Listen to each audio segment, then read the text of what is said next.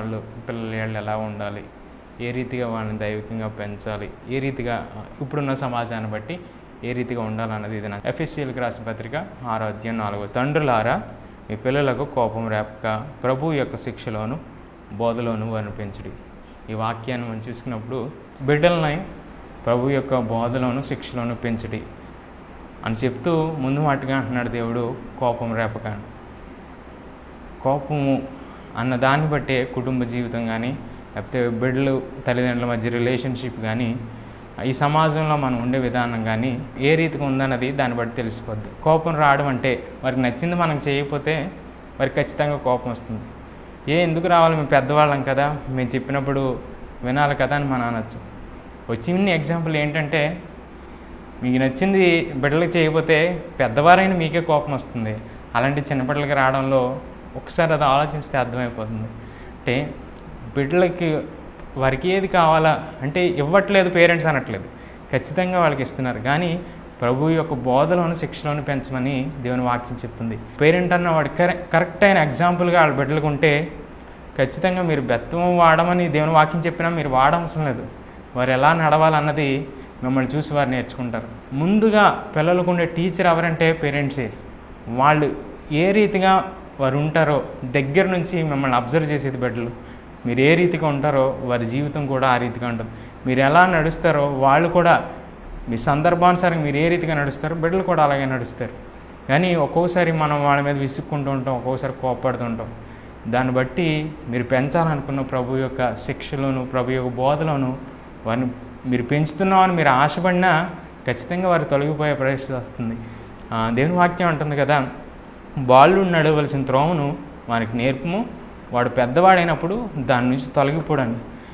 ఈ వాక్యాన్ని మనం చూసినప్పుడు వాడు నేర్చుకోవాల్సింది చిన్నప్పుడే నేర్పండి, వాడు పెద్దవాడైతే అందరి నుంచి తొలగిపోడు అన్నది.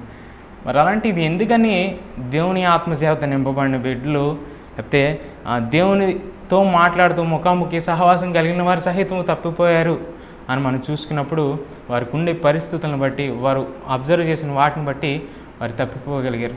ఈ దినాన్ని మన బిడ్డలు తప్పిపోవడంలో ఒకసారి మనం జ్ఞాపకం చేసుకుంటే వారు తప్పిపోవడం అన్నది జరుగుతుంది. కానీ ఆ తప్పిపోయిన వారిని ఏ రీతిగా దేవుని దగ్గరికి చేర్చాలన్నది తల్లిదండ్రులుగా మీరు ఆలోచించిన విధానం. అది ఏ రీతిగా చేర్చాలి, వాడిని మనకు నచ్చిన మాటతో మనం దూషిస్తాడు మాడు.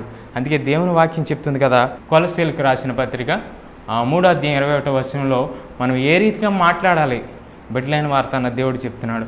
తండ్రులారా, మీ పిల్లల మనస్సు కృంగకుండునట్లు వారికి కోపం పుట్టింపకుడి అని దేవుని వాక్యం చెప్తుంది.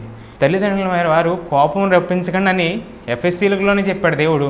మళ్ళీ ఇక్కడ కూడా అంటున్నాడు, కోపం రానివ్వకుండా మీ మాట వారిని కృంగ చేయకుండా వారి మనస్సును మార్చడానికి ప్రయత్నం చేయండి అని దేవుని వాక్యం చెప్తుంది. ఈ దినాన్ని ఎంతమంది పేరెంట్స్ ఆ రీతిగా మీ బిడ్డల మనసును కృంగదీయకుండా వారు తప్పిపోతున్న మార్గం నుంచి సరైన మార్గంలోకి ఎంతమంది పేరెంట్స్ నడిపిస్తున్నారు ఈ దినాన్ని? ఒక్కసారి ఒకరినొకరిని ప్రశ్నించుకుందాం. మీ మనస్సాక్షి ఈ సమయంలో మీతో మాట్లాడుతుంటుంది. నేను ఎలా ఉన్నాను, ఒక పేరెంట్గా నేను ఏ రీతిగా నా బిడ్డని నడిపిస్తున్నాను, ఒక పేరెంట్గా నా బిడ్డని ఎలా నేను ప్రోత్సహిస్తున్నాను అన్నది మీ మనస్సాక్షి మీతో చెప్తుంది. దేవుని మనం చూసుకున్నప్పుడు దేవుని కుమారుడే కానీ మానవునికి వచ్చాడు. ఆయన మానవునికి వచ్చి ఇద్దరు ఈ లోక సంబంధమైన తల్లిదండ్రుల దగ్గర ఆయన పెరిగాడు. కానీ ఆయన పొందుకున్న వరాలు కానీ, దేవుడు నడిచిన విధానం కానీ, దేవుని కోసం ఆయన వాడబడిన విధానం కానీ, ఆయన చేసిన అద్భుతాలు కానీ, ఆయన జీవించిన విధానం కానీ, సాదృశ్యంగా జీవించిన సమస్తము ఒకసారి చూసుకున్నప్పుడు మనం వర్ణించలేము. ఇంతమంది ఒక వ్యక్తి కోసం ఇలా చదువుకుంటూ ఇంతలా ఆయన ఒక దేవునిగా ఆరాధించగలుగుతున్నాం అంటే దానికి గల కారణం ఏంటంటే ఆ తల్లిదండ్రులు దేవుని పెంచిన విధానము, అలాగే దేవుడు ఆ తల్లిదండ్రుల ఉన్న విధానము. ఆయన ఒకటే అనుకున్నాడు దేవుడు, ఏంటంటే వీళ్ళు నాకు తల్లిదండ్రులైనా నేను ఇక్కడికి వచ్చింది ఆయన పని కోసం నేను ఇక్కడికి వచ్చాను. కాబట్టి నేను ఆయన పని చేస్తే నా తల్లిదండ్రులు ఖచ్చితంగా నా దేవుడు కేర్ తీసుకుంటాడు అన్న ఆలోచనలో దేవుడు ఏం చేశాడంటే ఎక్కువగా దేవునితో గడపడానికి ప్రయత్నం చేసేవాడు. ఈ దినాన్ని ఎంతమంది బిడ్డలు దేవుని కోసం ఎక్కువసేపు ప్రార్థన చేసుకోగలుగుతున్నారు, ఎంతమంది బిడ్డలు ఎక్కువసేపు దేవునితో ఉండగలుగుతున్నారు? స్కూల్కి వెళ్ళేటప్పుడు, కాలేజీకి వెళ్ళేటప్పుడు ఒక నిమిషం అనమాట ఇలా నిల్చొని, ఏసియా స్కూల్కి వెళ్తున్నాను నన్ను దీవించండి, మళ్ళీ వచ్చే వరకు నన్ను కాపాడండి, అంతే అయిపోయింది ప్రేయర్. ఇది ఎక్కడి నుంచి అంటే, ఒక పేరెంట్ అయిన వాడు తన బిడ్డల ముందు అలాగే గుమ్మం దగ్గర నించొని ప్రేయర్ చేసుకుంటాడు, బిడ్డలు కూడా అదే నేర్చుకుంటాడు. అదే వ్యక్తిగతంగా ప్రార్థన చేసుకోవడం మనకు అలవాటైతే బిడ్డలు కూడా వ్యక్తిగతంగా ప్రార్థన చేయడానికి ఎంతో ఆస్కారం ఉంటుంది, ఎంతో మనల్ని నడిపించగలమని. ఆ బిడ్డల మనస్సును మనం ఎప్పుడైతే గుర్తెరుగుతామో అప్పుడు దేవుడు ఖచ్చితంగా మనల్ని ఆయనకి ఇష్టలుగా దేవుడు మార్చగలడు. ఎప్పుడైతే ఒక పేరెంట్గా బిడ్డ హృదయాన్ని అర్థం చేసుకోగలరో అప్పుడు ఖచ్చితంగా మీ బిడ్డల్ని దేవుని కోసం నమ్మకమైన వారిగా పెంచగలరు. భక్తులైన వారిని ఎవరిని తీసుకోండి, సంసోన్నే తీసుకోండి. నాజీరు చేయబడిన వ్యక్తి ఎంతగానో ఉన్నతంగా జీవించాడు దేవుని కోసం. ఎంత బలవంతుడు అన్నది ఆయన చేసిన కార్యాలు బట్టి మీకు తెలుస్తుంది. చివరిలో శోధన ఎదురైంది, అతను తప్పిపోయాడు అన్నది మనం తీసుకున్నప్పుడు, ఇది మిగిలిన వాళ్ళు ఎలా ఆలోచిస్తారో నాకు తెలియదు, కానీ దేవుడు నాకు ఇచ్చిన ప్రేరేపణ బట్టి నేను చెప్తున్నాను. సర్టెన్ ఏజ్లో ఏ బిడ్డలైనా సరే, చిన్నవారు కావచ్చు, చిన్నవారికి ఆ ఏజ్లో ఒక రకమైన ప్రేమ వాళ్ళు ఎక్స్పెక్ట్ చేస్తారు. ఏజ్ డిఫరెన్స్ని బట్టి ఒక్కొక్క రకమైన ఎఫెక్షన్ పేరెంట్స్ దగ్గర నుంచి రావాలని వారు ఎక్స్పెక్ట్ చేస్తారు. ఎప్పుడైతే ఎఫెక్షన్ వారి దగ్గర నుంచి వారికి అందదో అప్పుడు వారు సైడ్ ట్రాక్ ఎక్కడం లేకపోతే తప్పిపోవడం అన్నది జరుగుతూ ఉంటుంది. కాబట్టి ఆ స్థితిలో సంసోను ఉన్నప్పుడు ఆ స్త్రీని వివాహం చేసుకోకూడదు. సంసోను ఆ తల్లిదండ్రులు ఒప్పుకున్నారు, ఆ వివాహం జరిగింది, అంతా బాగానే ఉంది, అంతా సవ్యంగానే జరుగుతుంది, ఏ శోధన లేదు. కానీ ఎక్కడ ఎదురైంది ఇబ్బంది అంటే, సంసోను వెళ్ళిపోయి మళ్ళీ వచ్చేసరికి తన మామ ఏం చేస్తాడంటే తన భార్యను తన స్నేహితుడికి ఇచ్చి మ్యారేజ్. అప్పటి నుంచి సంసోను జీవితం మరింత దారుణంగా మారిపోద్ది. అంటే తనకు కావాల్సిన ఎఫెక్షన్ ఆ టైంకి వాళ్ళ మామ ఇంటికి వెళ్ళినప్పుడు తనకి దొరుకుంటే సంసోను జీవితం ఆ వేశ్య చేతిలో పడేది కాదు, తన జీవితం ఉన్నతంగానే ఉండేది. మరి ముందు జరిగింది తప్ప అంటే మరి దేవుని చిత్తమే ఏమో, దేవుని ప్రణాళిక ప్రకారం సంసోను జీవితంలో ఆ స్టెప్ పడాలేమో. అది పడిన తర్వాత నుంచి తన సరైన రీతిలో వెళ్ళాల్సిన మార్గం అయి ఉంటే ఆ మామ సాతాను తరపున పనిచేసి తనని వేరే రీతిగా చేసి ఉండొచ్చు. అందువల్ల సంసోను జీవితం నాశనమై ఉండొచ్చు. ఇలా ఎవరిని చూసుకున్నా ఏదో ఒక రీతిగా శోధింపడు. ఇదే క్రైస్తవ తల్లిదండ్రులు అర్థం చేసుకోవాల్సింది ఏంటంటే, ఇందులో ఏ ఎఫెక్షన్తో మీరు మీ బిడ్డలను ప్రేమిస్తున్నారు, ఏ ఎఫెక్షన్ మీ బిడ్డలు చూపెడుతున్నారు. ఎక్కువ శాతం మంది క్రైస్తవ తల్లిదండ్రులు ఎప్పుడు కంపారిజన్ చేస్తూ ఉంటాం. చూడరా ఆ బిడ్డలు ఎలా ఉన్నారో, చూడరా ఈ బిడ్డలు ఎలా ఉన్నారు. అది కాదు, దేవునిలో ఎలా ఉండాలన్నది చెప్పాలి. యోసేపు ఎలా ఉన్నాడో చూడు, దానియేలు ఎలా జీవించాడో చూడు, దావీదు ఎలా ఉన్నాడో చూడు చిన్నప్పుడు. ఆ రీతిగా మనం దేవుని గ్రంథం వారి కోసం మనం చెప్పినప్పుడు వాడు దాని నుంచి నేర్చుకోగలడు.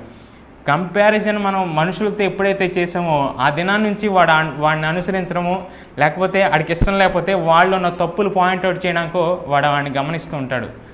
ఒకవేళ నీకు మంచిగా అనిపించిన వ్యక్తి ఏ చెడు త్రోవలైనా వాడు వెళ్తున్నట్లయితే ఖచ్చితంగా నీ బిడ్డ అయిన వాడు గ్రహించగలిగిన వాడైతే ఆ త్రోవలో వెళ్ళడు. గ్రహించలేని వాడైతే మా డాడీకి అది ఇష్టం, వాడంటే ఇష్టం కదా, అంటే వాడు ఉండే విధానం ఇష్టం కదా, నేను కూడా అది నేర్చుకోవాలి అన్న ఆశ వాళ్ళకు కలుగుతుంది. దీన్ని బట్టి మన క్రైస్తవ తల్లిదండ్రులు మనం అర్థం చేసుకోవాల్సింది ఏంటంటే, మనమే ఏమో మన బిడ్డలను దేవునికి దగ్గరగా వెళ్లకుండా ఆపే పరిస్థితుల్లో మనమే ఉన్నామేమో. మనం అనుకోవచ్చు, నేను నా బిడ్డని వాడికి కావాల్సిన అన్నీ ఇచ్చేస్తున్నాను, వాడికి ఏం కావాలో చేస్తున్నాను, కానీ నా బిడ్డ నా మాట వినట్లేదు ఏంటి, నేను అనుకున్న రీతిలో ఉండట్లేదు ఏంటి అని మనం అనుకుంటున్నాం. ఒకటి ఆలోచిద్దాం, వాడి జీవితాన్ని వాడు జీవించాలని ఆశపడుతున్నామా, లేకపోతే మన చిత్తం వాడి జీవితంలో జరగాలని ఆశపడుతున్నామా? సాధారణంగా పేరెంట్స్ ఎలా ఆలోచిస్తారంటే, నేను ఇంత మంచివాడిని అవ్వాలనుకున్నాను రా, ఇంత ఉన్నతమైన స్థితికి వెళ్ళాలనుకున్నాను కానీ వెళ్ళలేకపోయాను రా అంటే, ఇప్పుడు ఎందుకు వాడికి చెప్తున్నట్టు? నువ్వు వెళ్ళాలనుకున్న స్థితికి వాడు వెళ్ళాలనా, లేకపోతే వాడి లైఫ్ వాడు లీడ్ చేయాలనా? మనము జీవించాలనుకున్న జీవితం వాడు జీవించాలని ఆశపడుతున్నాం తప్పించి దేవుని కోసం వాడు ఉండాలని ఆశపడే తల్లిదండ్రులు అతి తక్కువ మంది. ఎవరైతే దేవుని కోసం తమ బిడ్డలు వాడబడాలని ఆశపడతారో వాళ్ళతో దేవుడు ఉంటాడు, వాళ్ళని అద్భుతంగా నడిపిస్తాడు. ఒకవేళ నువ్వు అన్ని సమయాలు, ఏ పేరెంట్ అన్ని సమయాల్లో తన బిడ్డతో ఉండడు, కానీ దేవుడు అన్ని సమయాలు నీ బిడ్డతో ఉంటాడు. వాడు తొలగిపోతున్న సమయప్పుడల్లా వాడిని హెచ్చరిస్తూ దేవుడు నడిపిస్తూ ఉంటాడు. ఈ దినాన్ని ఈ వాక్యం ద్వారా కానీ దేవునికి మన బిడ్డలను చేరువ చేయాలి.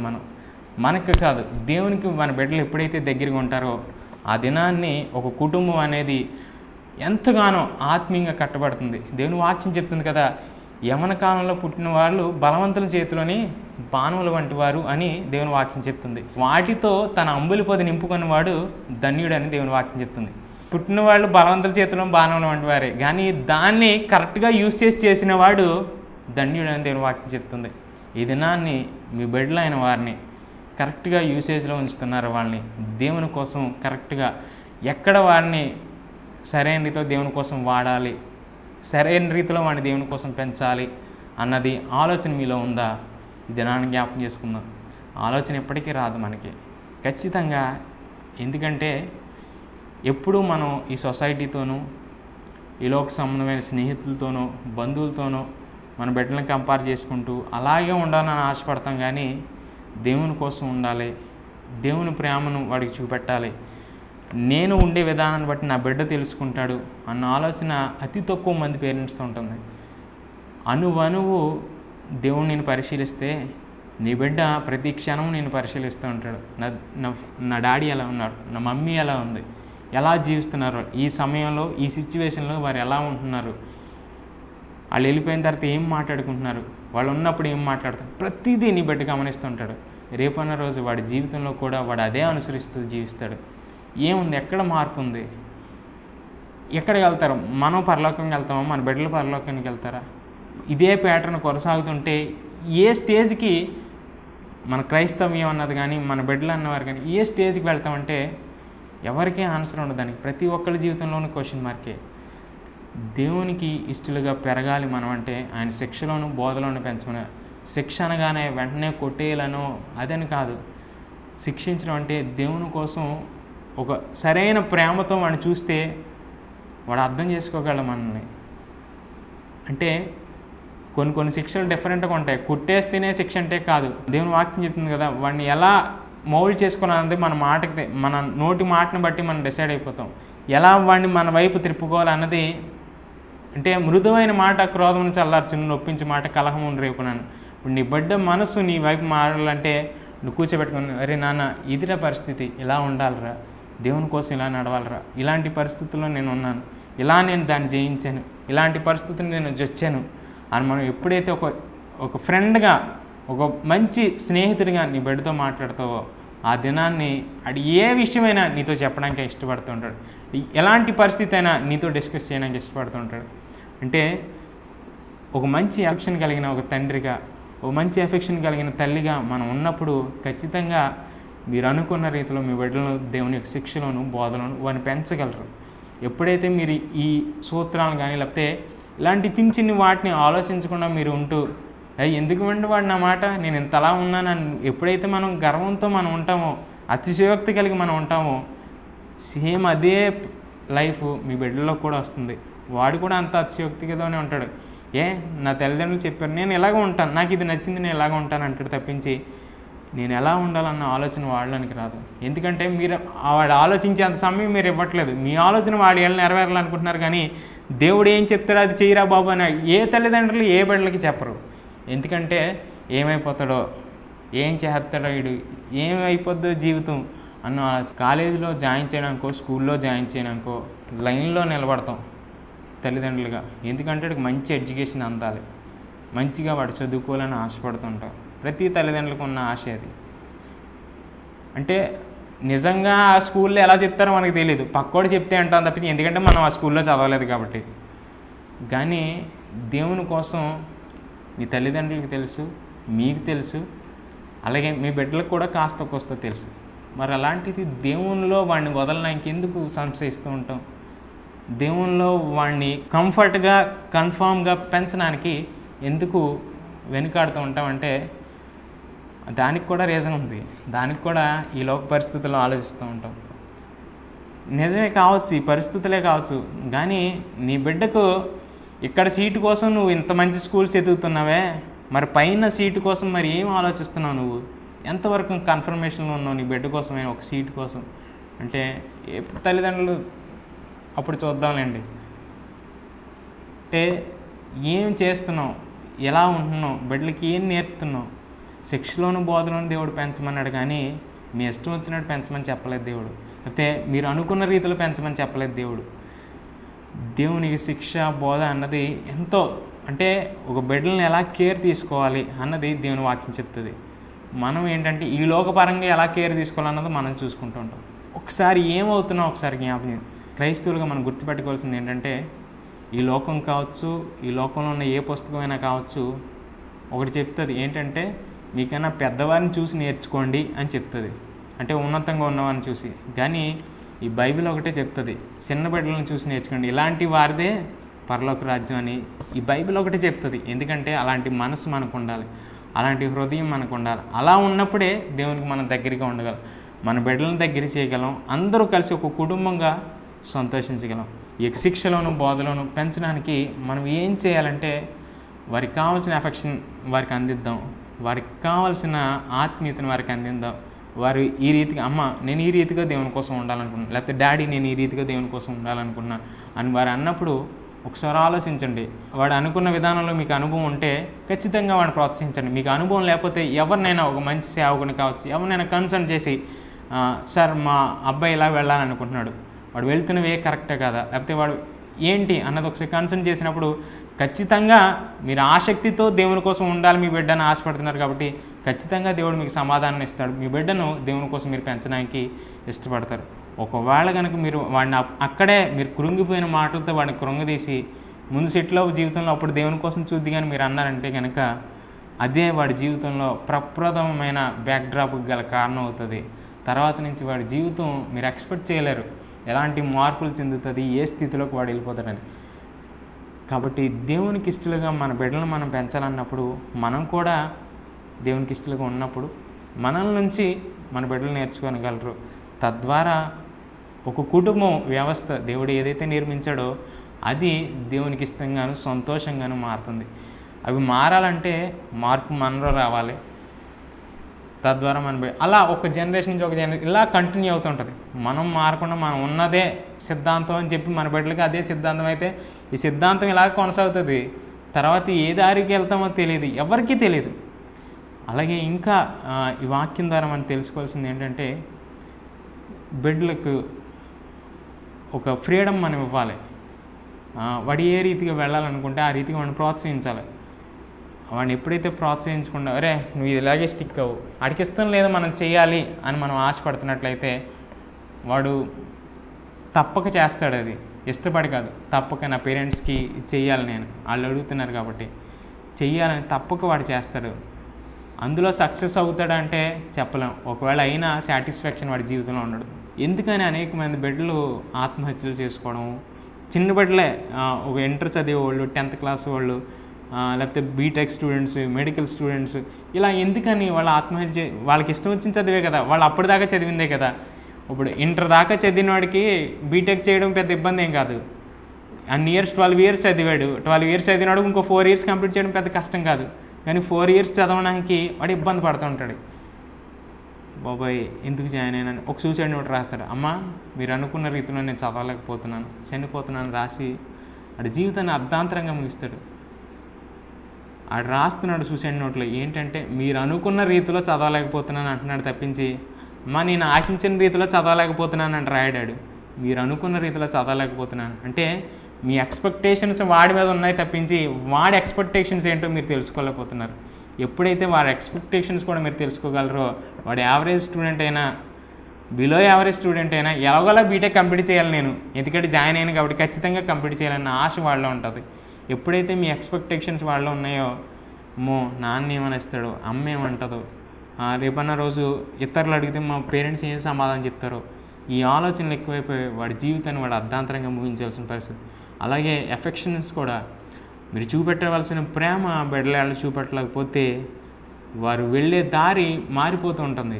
తర్వాత వారిని వెనక్కి తీసుకురావాలన్నా చాలా కష్టమైన పనే, అతి కష్టమే తీసుకొచ్చేస్తాం, మనకు నచ్చింది మనం చేస్తాం. తర్వాత ఒకటి క్రైస్తవులుగా మనం గమనించాల్సింది ఏంటంటే, ఆ వెళుతున్న విధానం ఎంతవరకు కరెక్ట్. అది అప్పుడు దాకా వాడు చేసిందంతా ఏంటంటే క్షమించేసాం వదిలేసామని సింపుల్గా చెప్తున్నాం.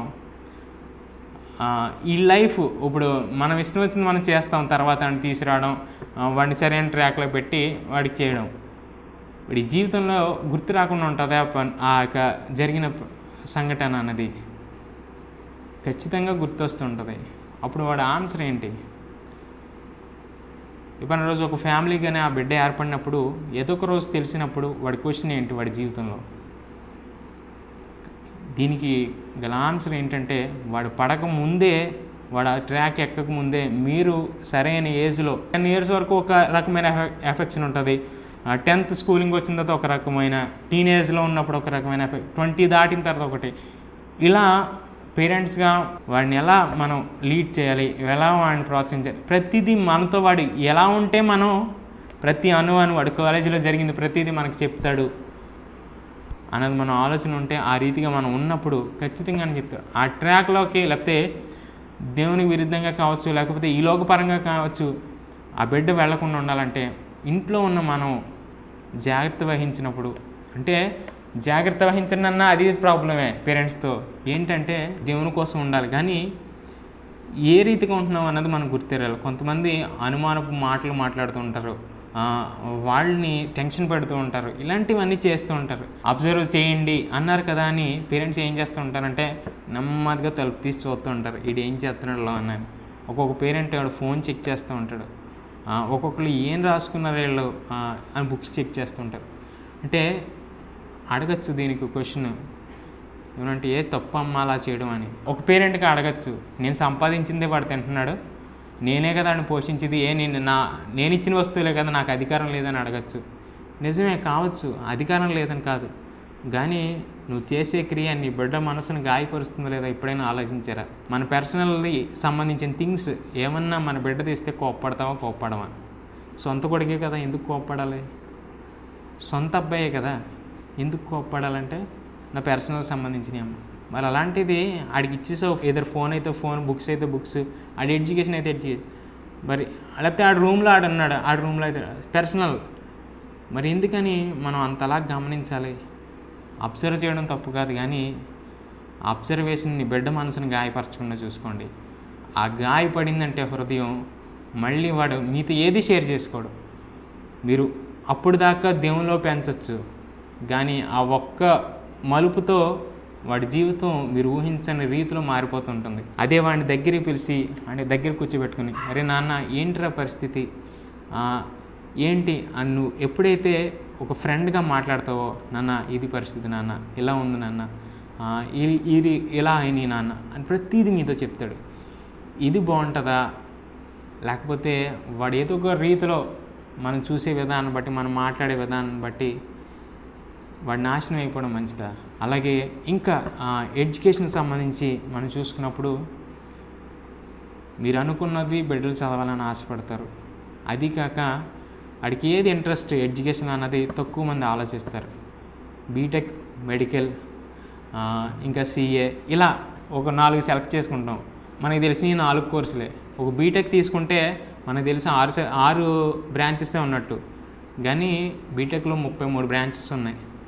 కానీ అందరూ చదివేది సిఎస్సి, ఐటీ, ఇలా మెకానికల్, త్రిబుల్ ఈ, సివిల్ ఇవే చదువుతాం, కానీ 33 బ్రాంచ్లు ఉన్నాయి బీటెక్లో.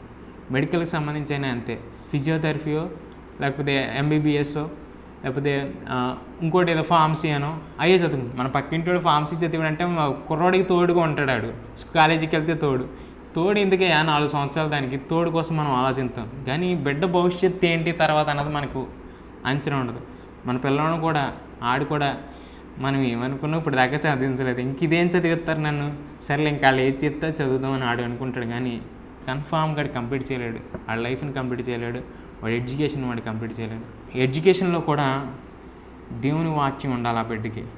వాడు వెళ్ళేటప్పుడు డైలీ పోర్షన్ వాడు చదువుకొని కాలేజీకి వెళ్తున్నాడా లేదా, ఈ డైలీ పోర్షన్ చదువుకొని పడుకుంటున్నాడా లేదా అన్నది మనకు గమనించవసరం లేదు. అరే చదువుకున్నావా బైబిల్ అంటే చాలు, అమ్మో చదువుకోలేదు కదా అన్న ఆలోచన వాడికి వస్తుంది. రే బైబిల్ అన్నా అనుకోండి, అడిగి ఖచ్చితంగా తినేస్తున్నారా బాబు రోజు అనుకుంటాడు. అరే నాన్న దేవుని మెడిటేట్ చేసి పడుకోరా అనడం వేరు, అరే బైబిల్ తీసి చదువుకొని పడుకో అనడం వేరు. మన మాటలోనే మన బిడ్డను మనం మోల్డ్ చేసుకోగలం, మన మాటలోనే వాడి భవిష్యత్తుని ఎలా ఉంచాలన్నది మనం డిసైడ్ చేయగలం. ఎవరైతే ఎక్కువ దేవుని ప్రేమిస్తుంటారో వాళ్ళ జీవితము, వాళ్ళు జీవించే విధానాన్ని బట్టి తెలిసిపోద్ది. ఎలా అంటే దేవుని ఎక్కువ ప్రేమించిన వాడికి కోపం ఉండదు, ద్వేషం ఉండదు, అసూయ ఉండదు, క్రోధం ఉండదు, ఇలాంటివి ఉండవు. 9 ఆత్మఫలాలు వాళ్ళు ఉంటాయి. ఏ రీతిగా దేవుడు ఉన్నాడో ఆ రీతిగా ఆ వ్యక్తి కూడా ఉంటాడు. తద్వారా అనేక మంది వాడు చుట్టూరు ఉంటారు. అంటే వాడిని నాశనం చేయడానికి కాదు, వాడి నుంచి వచ్చే మాట వినడానికి. వీడితో మాట్లాడితే కాసేపు రిలాక్స్డ్గా ఫీల్ అవుతానురా, వీడితో ఉంటే కాస్త హ్యాపీగా ఉంటానురా. ఎక్కడైనా చూసుకోండి, ఎస్పెషల్లీ క్రిస్టియన్స్గా ఉన్న బిడ్డల దగ్గరే ఫ్రెండ్స్ ఎక్కువ ఉంటారు. ఎందుకంటే వాడు కాస్త కూస్త దేవుళ్ళు ఎదుగుతూ ఉంటాడు. వాడి మాట కానీ, వాడి నడవడిక కానీ, వాడు ఉండే విధానం కానీ, ఒకవేళ వాడు కొన్ని సమయాల్లో ది వరస్ట్గా ఉండొచ్చు, కానీ కొన్ని సమయాల్లో ది బెస్ట్గా కూడా ఉంటాడు వాడు. అంటే ఒక క్రిస్టియన్కి మాత్రమే అది సాధ్యమైన కార్యం. ఇప్పటి వరకు ఒక క్రిస్టియన్ బాయ్ మాత్రం అలా ఉండగలడు. ఈ దినాన్ని పేరెంట్స్ ఎలా బిడ్డలను పెంచాలి, ఎలా వాడిని దగ్గర చేసుకోవాలన్నది ఈరోజు ఒక్కసారి ఈ మెసేజ్ విన్న తర్వాత ఒక్కసారి ఆలోచించినట్టు, లేకపోతే ఏమై ఉన్నారో ఒక్కసారి థింక్ చేయండి. ఖచ్చితంగా దేవుడు మీతో మాట్లాడతాడు. ఖచ్చితంగా దేవుని వాక్యం పరంగా మీరు ఎంతవరకు మీ బిడ్డలను పెంచారు, ఎలా ఉంది మీ ఫ్యామిలీ అన్నది మీకు అర్థమైపోతుంది. దాన్ని బట్టి ఇప్పుడైనా ఒక మంచి స్టెప్ తీసుకుంటే రేపన్న రోజు తర్వాత జనరేషన్స్ దేవుని కోసం నమ్మకమైన వారికి వారు నిలబడగలరు. అనేక మందిని మోటివేట్ చేస్తూ దేవునికి దగ్గరగా వారు చేయగలరు. కాబట్టి ఆ రీతి జీవితాన్ని దేవుడు మనందరికీ ఇచ్చి అందరినీ తన ప్రేమతో దేవుడు నింపి బలపరిచి భద్రపరచను గాక. ఆమేన్. ప్రార్థన. పరలోకమందున యేసు నీకు వందనాలయ్యా. ఈ సమయాన్ని మీరు మాకు ఇచ్చి నడిపించుకున్న విధానం బట్టి నీకు వందనాలు. తల్లిదండ్రులుగా వారి కర్తవ్యం ఎంత ఉందో బిడ్డలుగా మా కర్తవ్యం కూడా అంతే ఉందయ్యా. అనేక మంది పేరెంట్స్ వాక్యాన్ని చదువుతూ మీరు దీర్ఘాయుష్మంతులు ఉన్నట్లు మీ తల్లిని తండ్రిని సన్మానించుము, మీ తల్లిని మీ తండ్రిని సన్మానించుము అన్న వాక్యం వరకు చదివి ముగించేస్తున్నారు. అలాగే మీ బిడ్డలకు కోపం రేపక ప్రభు యొక్క బోధనలను శిక్షలను వాడిని పెంచడని, మరి అది ఎందుకు వారు గ్రహించలేకపోతారో నాకు తెలియదు. కానీ ఈ దినాన్ని మీరు నన్ను వాడుకొని ఈ మాట చెప్పడానికి మీరు ఇచ్చిన అనుకూల పరిస్థితిని బట్టి మీకు వందనాలు. ఈ వాక్యం ద్వారా అనేక మందిని మీరు బలపరచగల దేవుడు అని నమ్మి ప్రార్థిస్తూ ఒక గొప్ప మార్పు మా కుటుంబ వ్యవస్థలో మీరు తెచ్చి నీ కోసం నమ్మకమైన వారుగా మేము జీవించగల ధన్యత దయచేయమని, నీ చిత్తానుసారంగా మీరు నడిపించుకోమని యేసు నామములో బ్రతిమలాడి అడిగి వేడుకుంటున్నాం తండ్రి. ఆమేన్. ఈ ఆధ్యాత్మిక కార్యక్రమం మీ ఆత్మీయ జీవితాలకు మేలుకరంగా ఉన్నట్లయితే మీ అనుభవాలను మాతో పంచుకోండి. మీ ప్రార్థన అవసరతల కొరకు మమ్మల్ని సంప్రదించండి. మా చిరునామా gift of faith ministries, sister Indira Mohan, faith church, housing board colony, Lala Cheruvu, Rajahmundry. మా ఫోన్ నెంబర్స్ 083-244-9932. మా మొబైల్ నంబర్ 944-160-9656.